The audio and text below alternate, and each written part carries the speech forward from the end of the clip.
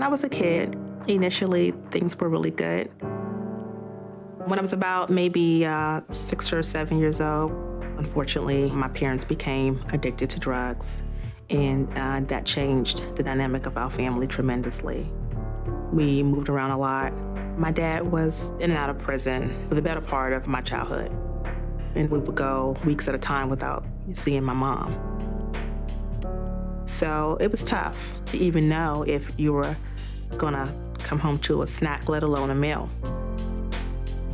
When I was about 16, my siblings and I had become a ward of the court, and I had alerted my social worker that I did not have a stable place to stay.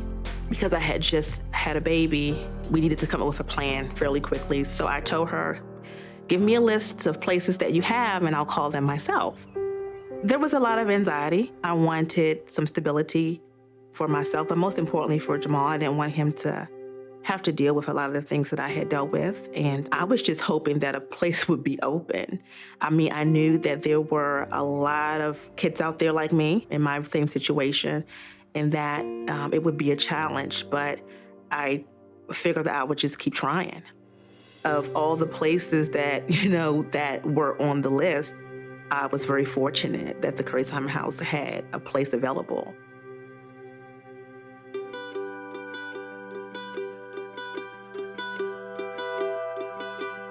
I felt safe the moment that I walked into the door of the CARRIE House because I knew that I was somewhere that offered stability to not only myself, but my son. When you move around a lot, safety is an issue. There's a lot of people that come and go, and you become insecure.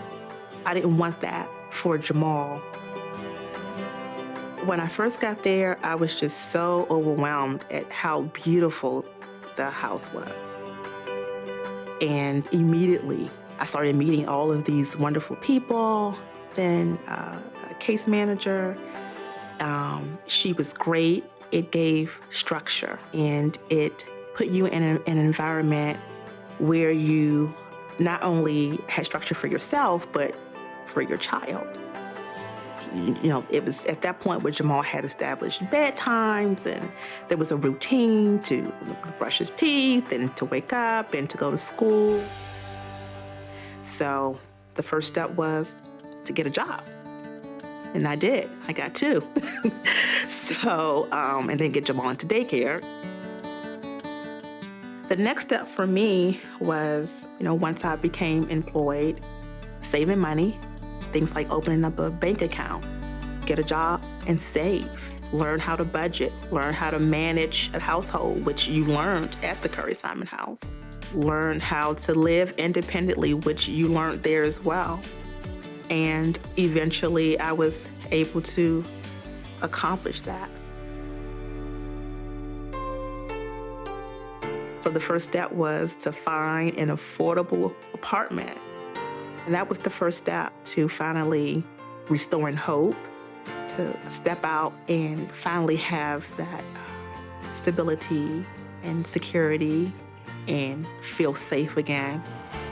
I am a government information specialist at the Food and Drug Administration. I work for the Center of Drug Evaluation and Research in the Office of Regulatory Policy. I recently celebrated 16 years of service. Jamal is now in college. I have two beautiful daughters after Jamal. I have Katrina, who is 16 and a senior in high school, and Yasmin, who is 12, and she is a 7th grader in middle school.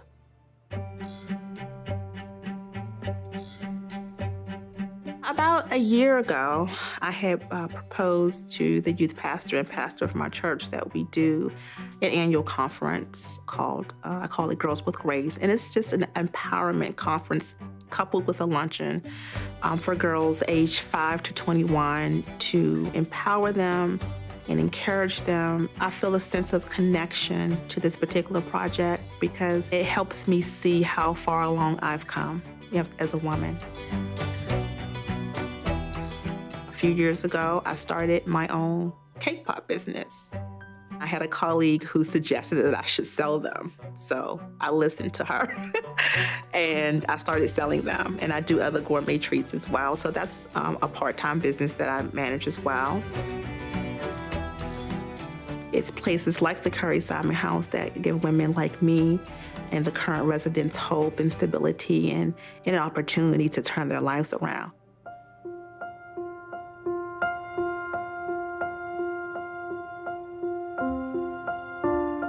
I am a huge supporter of the CARRIE House, and whenever I'm available to help them in any way, I'm more than happy to do it. I recently became a mentor there, and that has been such a rewarding experience for me to be able to connect with the young women there, and not only to share in my experiences, but to encourage them and motivate them.